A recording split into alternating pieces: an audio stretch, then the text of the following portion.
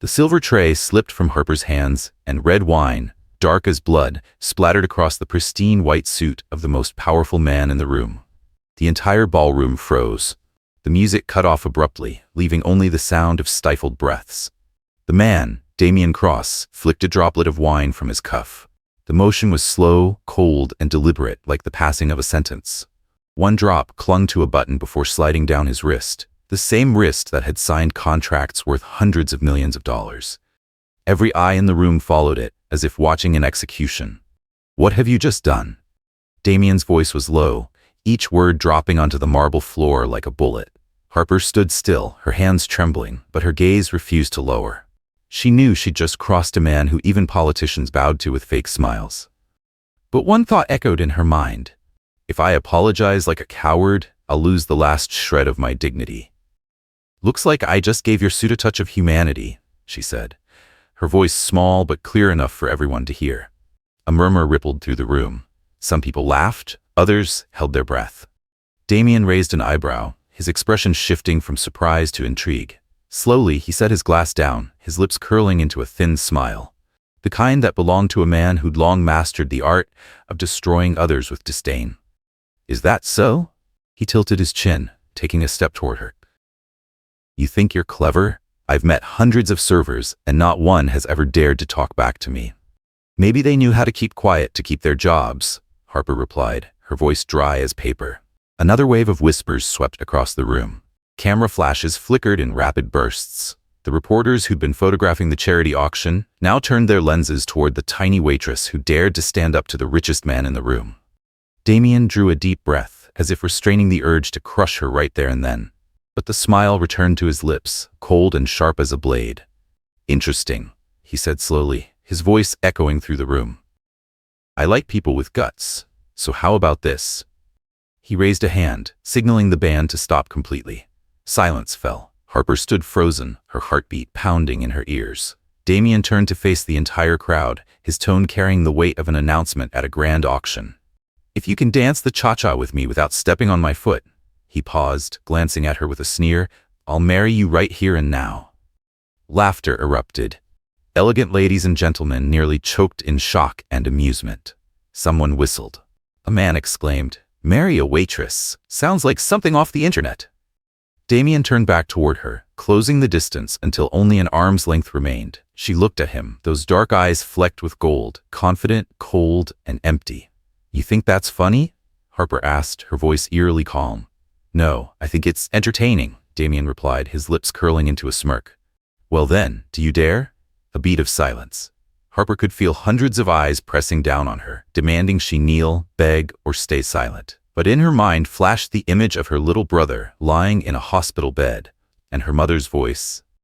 "When they look down on you, you only have two choices: stay quiet or make them see you differently." Harper took a deep breath. She set the tray down, untied the black bow from her neck, and said softly but firmly, "I don't just dare, Mr. Cross. I'll make sure you remember this cha-cha for the rest of your life." A murmur rose like a wave. Damien hesitated for a brief second, unsure whether to laugh or be surprised. He lifted his head, scanning the crowd now holding its breath, waiting to witness the amusement of the most powerful man in the room. Harper still stood there, calm-eyed and unbowed. "You're serious?" Damien asked, his tone drawn out, half teasing, half provoking. "You challenged me. I accept," she said, short and firm. Her answer struck the room like a spark tossed into smoke ready to ignite. A few people burst out laughing. Several phones lifted, ready to capture what they believed would be the humiliation of the century. Damien raised a hand toward the band. "Very well," he said, his arrogant smile widening. "Give the lady a tune to say goodbye to her job." The sound of strings being tuned filled the air as the lights in the hall softened. Harper drew a deep breath, her hands tightening around the empty tray before setting it on the nearby table. Her heart was pounding, but not from fear. Damien stepped onto the dance floor and extended his hand toward her. Light glinted off the silver watch on his wrist, worth as much as an apartment. Harper looked at that hand, then slowly walked forward. When her fingers touched his, a chill ran down her spine, not from the diamonds on his wrist, but from the lingering arrogance in his eyes. The hall fell silent. Someone let out a low whistle. Damien bowed his head slightly, smiling with quiet confidence. Let's hope you know your left from your right, waitress. Harper didn't answer. She just looked at him, straight, steady, until he had to fight the flicker of unease in his own gaze. The band waited for his signal. Damien nodded.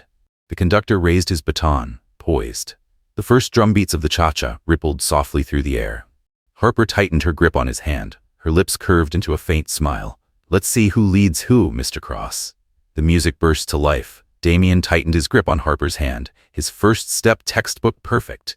Chin high, posture proud, every movement executed with the precision of someone trained in the most exclusive studios. He was certain that within a few beats, he'd turn this tiny waitress into the evening's biggest joke. But by the second beat, he realized his mistake.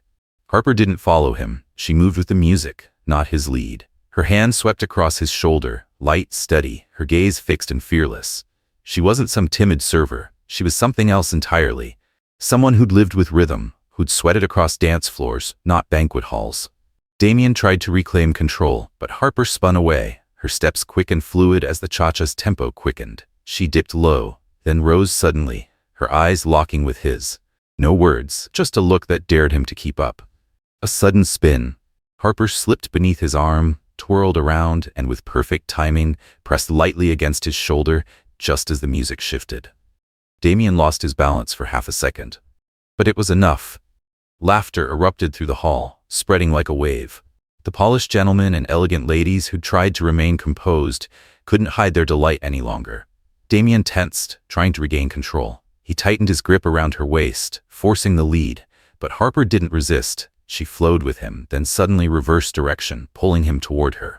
A flawless flip sent Damien spinning off balance, nearly falling, saved only by her steadying hand at the last moment. Harper leaned in close, her lips near his ear, her voice soft as silk, but sharp as a blade. Money doesn't teach you how to lead, Mr. Cross. The words sliced through the air. Damien froze. For one heartbeat, the room went silent.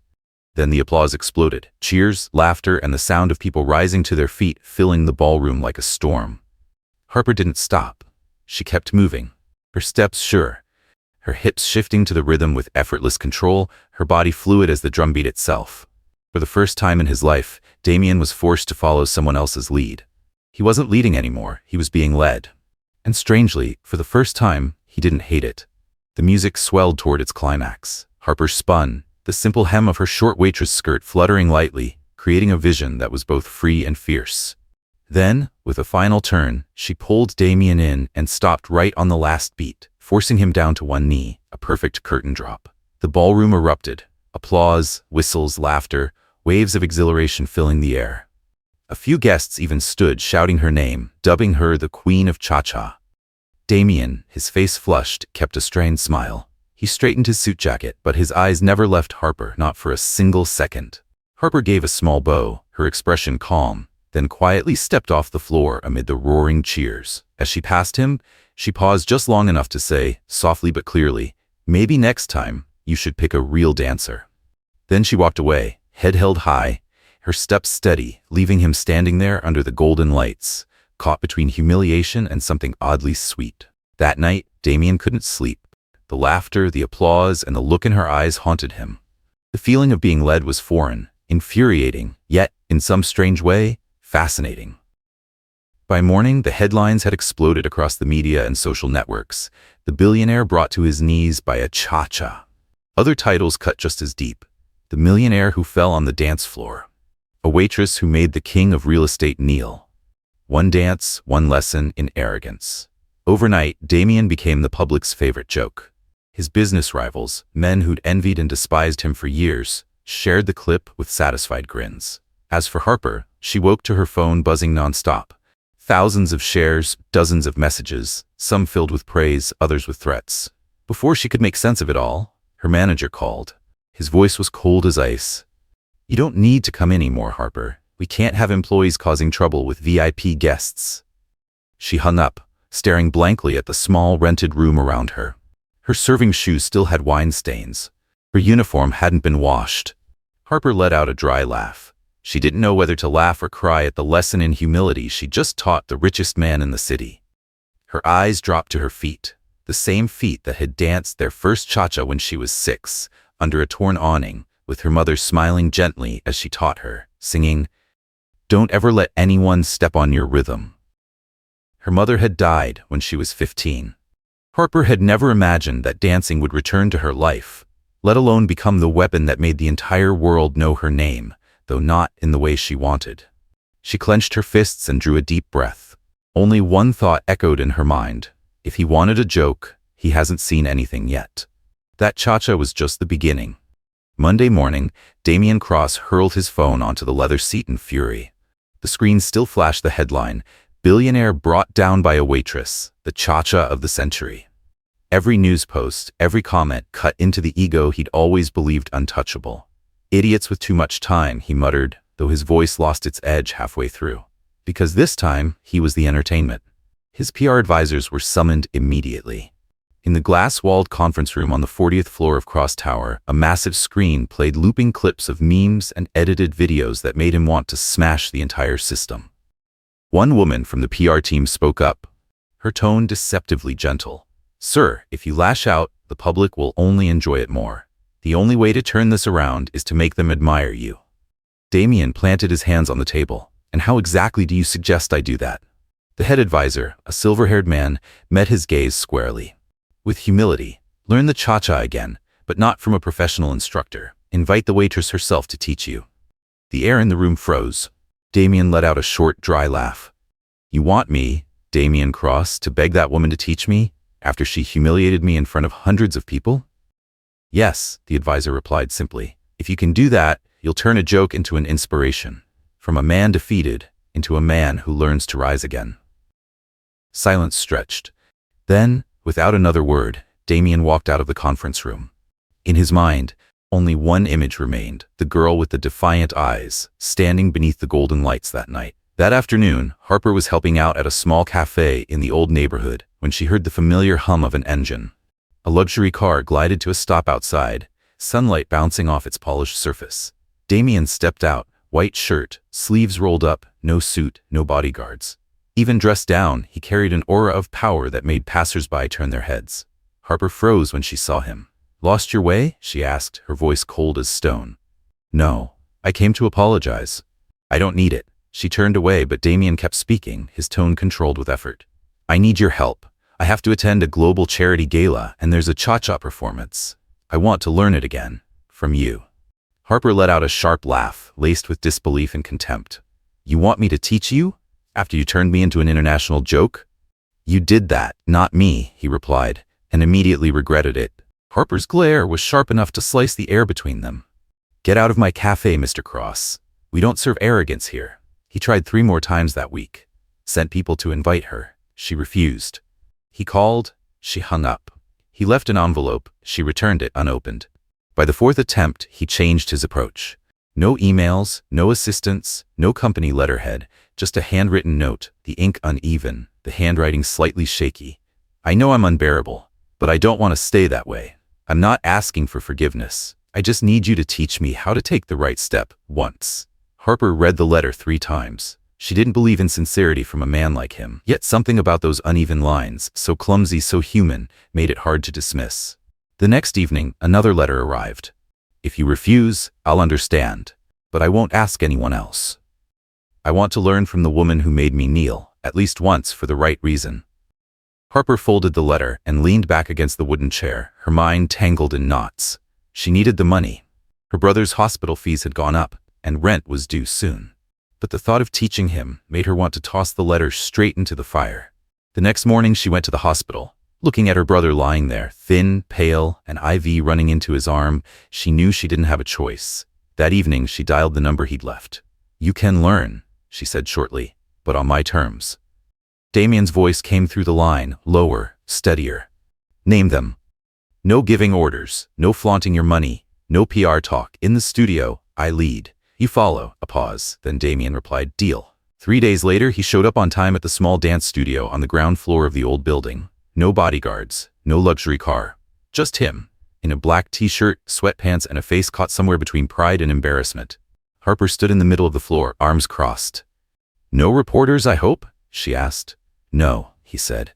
"Just you and me, and whatever patience I can scrape together." "Good. Dancing takes more than money." Harper stepped closer and started the music. The rhythm of the cha-cha filled the room, light, sharp, and quick. "Hand here," she instructed. "Not too tight, not too loose, and look at me, not the mirror." Damien followed, awkwardly trying to mask his discomfort. Harper saw the beads of sweat forming on his forehead and allowed herself a faint smile. "No one's ever made me relearn something like this," he murmured, his voice rough. "Well, now you know," she said. "The only way not to be led is to learn humility first."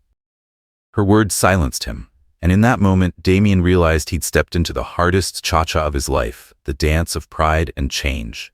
On the first day, the music started, and Damien stood as stiff as a wooden board. Every step he took was heavy, his knees locked tight, like he was signing a contract, not dancing. Harper counted the rhythm in a calm, steady voice. 1, 2, 3, acha. "No, not like that. You're stepping on my foot. You're moving too fast," he protested, trying to save face. "No, you're moving off beat," she replied, her tone flat and cool. Within 10 minutes, she had to stop the music 3 times to fix his hands, his feet, and, most of all, his ego. Every time Damien tried to lead, she pulled him back into the right position until his frustration finally boiled over. "You're not teaching me. You're torturing me," he muttered, half joking, half serious. Harper just shrugged, her gaze unsoftened. "I was hired to teach, not to comfort." The week passed in a blur of short arguments, long silences, and Damien's frustrated sighs. But somewhere between the awkward steps and the constant corrections, something began to shift. He stopped snapping when she adjusted his hands. He stopped trying to take control. And sometimes, just sometimes, he actually listened to the rhythm. One evening, when she asked him to repeat the spin, Damien exhaled sharply. "I can't do it, Harper. I was born to lead, not to be led." Harper stepped closer, her eyes calm but firm. "Then start by learning to lead yourself." For the first time in his life, Damien said nothing. No argument, no smirk, just a quiet nod. Then he stepped forward again and repeated the movement, slowly, deliberately. This time, he didn't push her, he moved with her. The music softened, and for a fleeting moment, Harper saw someone else entirely. Not the billionaire with the cold eyes, but a man fighting, awkwardly, honestly, to find his way back to being human. One evening, rain poured outside, and the power went out in the studio. Harper was about to cancel the session, but Damien came in carrying a box of scented candles from his car. "Is there a more romantic way to learn the cha-cha?" he joked lightly. The candlelight cast soft, golden glows across the wooden floor. They kept practicing, the faint sound of their shoes brushing the boards blending with the steady rhythm of rain outside. When Harper paused to correct his timing, Damien suddenly spoke, his voice quieter than usual. "I've never told anyone this. My mother used to work night shifts as a nurse. She'd come home at dawn, so tired she'd fall asleep at the kitchen table. My father left when I was 7. Since then, I just thought, if I had enough money, no one would ever leave me again." Harper looked at him. For the first time, there was no arrogance in his tone. "You've got money now," she said softly, "but you're still alone, aren't you?" He gave a faint, sad smile. "Maybe." Something in that moment made Harper's heart falter. She didn't want to pity him, but the flicker of honesty in his eyes made it suddenly hard to keep her distance. The next morning, Damien got a call from his office. His company was under investigation. The CFO had been accused of embezzlement, and reporters were circling like vultures. Every major outlet ran the same headline: "Cross Corporation faces the biggest financial scandal of the decade." He didn't eat. He didn't sleep. His phone rang non-stop. Stocks plummeted. People who once flattered him now turned their backs. But at 8 that night, he still showed up at the studio. No suit, no swagger, just a man, exhausted, hollow-eyed, hands trembling. Harper looked up as he entered, drenched from the rain. "You didn't have to come today," she said softly. "I did." He rasped. "If I don't come here, I'll forget how to breathe." She didn't ask anything else. She just turned on the music. "Come on, Mr. Cross," she said, extending her hand. "Don't think, just feel."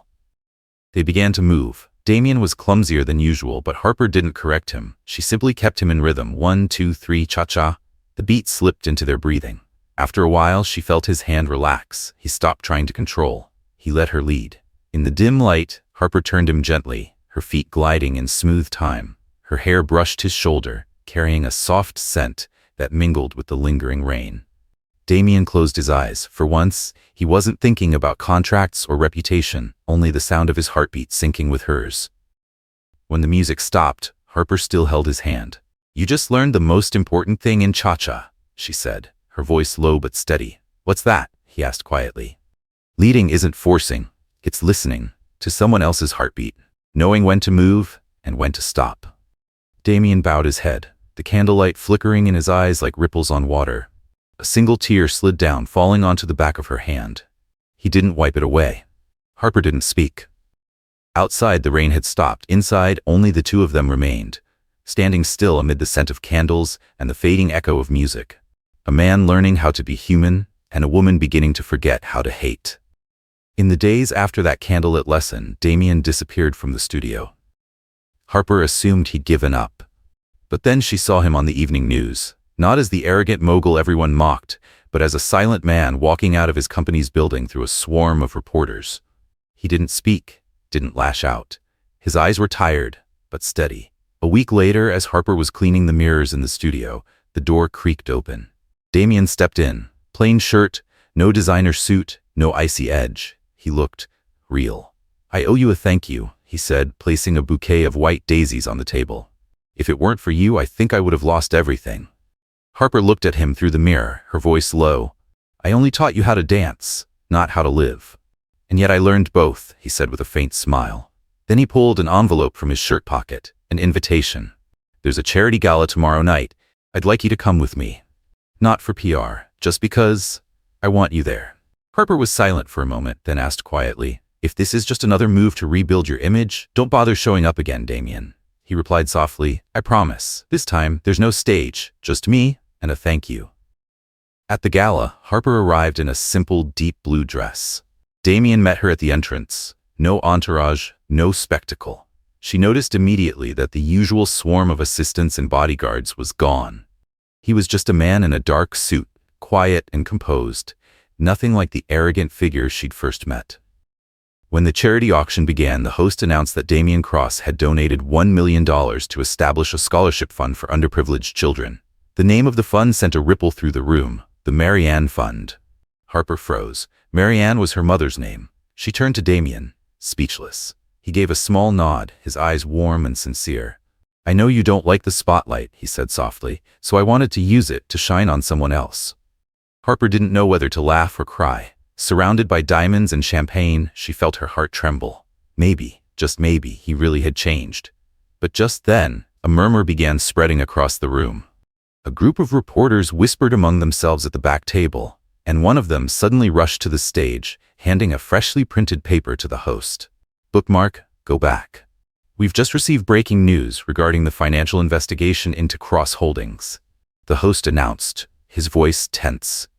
The company's chief financial officer, currently under questioning, has been identified as Harold Bennett, formerly known as Henry Lee. Harper froze. Henry Lee. The name slammed into her like a punch to the chest, the name she had spent 20 years trying to forget. Her biological father, the man who had walked out on her and her mother when she was only 8. The room tilted. Damien stood frozen, bewildered by the sudden change in her face. Harper, he whispered. She turned to him, her lips trembling.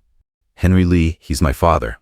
Damien went still. He blinked, as if the words couldn't possibly make sense. What? Harper's hands clenched at her sides, her voice breaking. The man who ruined your company, the man you hate, is my father. The entire ballroom seemed to hold its breath. Damien opened his mouth, but no words came out. Everything around them felt like it was collapsing. Harper looked at him, her eyes filled with hurt. You knew, didn't you? She asked, her voice trembling but cold. No, I swear, I had no idea. Don't, she cut him off, stepping back. Don't say another word. I was stupid to think you were different from the rest of them. She turned and walked away, her heels striking sharply against the marble floor. Damien wanted to go after her, but the flashing cameras, the blinding lights, and the circling crowd pinned him in place. In the glittering brightness of the gala, amid the false applause and the strobe of camera flashes, two people who had once moved in perfect rhythm now lost each other completely, undone by an old name that fate had cruelly thrown back between them. 2 months passed. The city still glittered with light, but the name Damien Cross survived only in old headlines. The man who once owned entire chains of real estate and luxury auction houses was now left with nothing but debt papers and settlement files. Damien sold his cars, his mansion, and finally, the silver watch his mother had given him. Not to salvage his reputation, but to pay his employees. To repay those who had once believed in him. When the news aired, Harper was teaching her children's dance class. The room was filled with laughter, tiny feet stumbling over the beat while she kept time with steady claps. In the waiting area, a parent absent-mindedly turned on the TV. The screen showed Damien leaving the courthouse. No bodyguards, no reporters chasing him. Just him, creased shirt, calm face, walking into anonymity. Harper froze mid-motion, listening as the newscaster ended the segment with a single line. Damien Cross, once a symbol of power, is now remembered as the only man in finance who chose to lose everything, just to keep his humanity. Harper felt a sudden ache in her chest. No anger, no contempt, just emptiness. One May afternoon, sunlight streamed through the studio windows. Harper was helping a child adjust their stance when the door swung open. Footsteps echoed softly across the wooden floor, familiar ones. She turned. Damien stood there. Old shirt, worn shoes, hair a little longer than before. But his eyes, they were different. Gone was the gaze of a man obsessed with winning. What remained was calm, tinged with a quiet, awkward humility. Harper said nothing. The children went silent, watching as the two adults faced each other in the golden light. Damien walked forward slowly. He stopped a few steps away, then held out his hand. "This time," he said, his voice low and genuine, "I'm not here to challenge you. I'm here to learn again. Not the cha-cha, but how to love someone the right way." Harper looked at his hand, the same hand she had once hated, the one that had made her cry. Now it trembled slightly. She didn't answer right away. For a few seconds there was only the sound of her heartbeat, steady against the soft rhythm of his breath. Then quietly she placed her hand in his. The room fell silent.